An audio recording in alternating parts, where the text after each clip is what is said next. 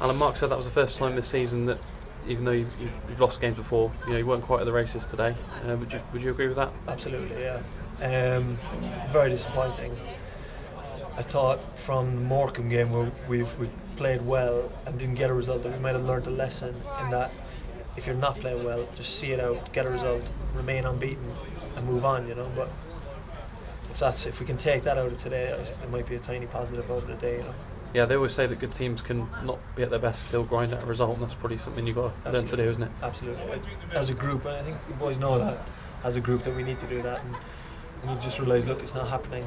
It's a hot day or whatever, you're away from home, just don't get beat, So if we can take that, I think that'll be the one positive we can take from the day. Yeah, Rankin looked a handful. He's been playing well for Aldershot in recent games. Was he a difficult customer to play against?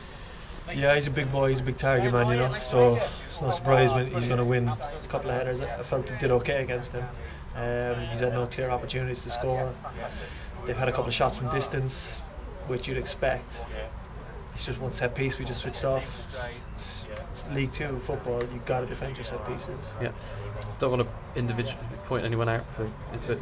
That's something that you got to keep to a minimum, isn't it? You scored one from a set piece against Swindon, didn't you? Free header, and you've got to cut those out, haven't you? Yeah, that was Stevie, I think. But yeah, absolutely. It's if you watch any League 2 game, there will be a set piece, opportunity, or at least a goal a little bit. Over the season, if you look at the coverage, there will be at least 5 or 6 set piece goals. So we've got to realise that, and we've got to switch on, because it's a ball in the box. It's 5 seconds, just defend it. So. It's massively disappointing. It's a shame because all the open play they had, they did have a little bit of pressure. They didn't really like scoring, did they? Really? No, as I said, felt comfortable. We were keeping them in front of us. They play a 3 in midfield, so they're going to have an extra man in there. They moved it about, kept it in front.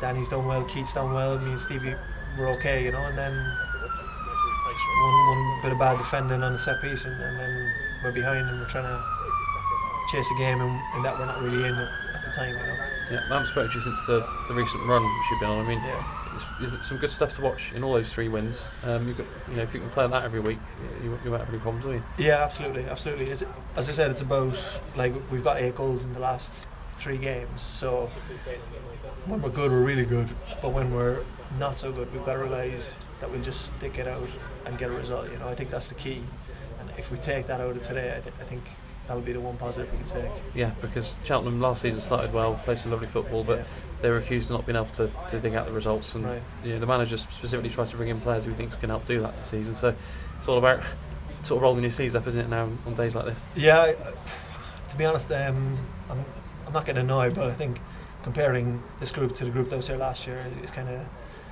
getting to me a little bit, because we're not the same group. So I want to, we're 6 games into the league.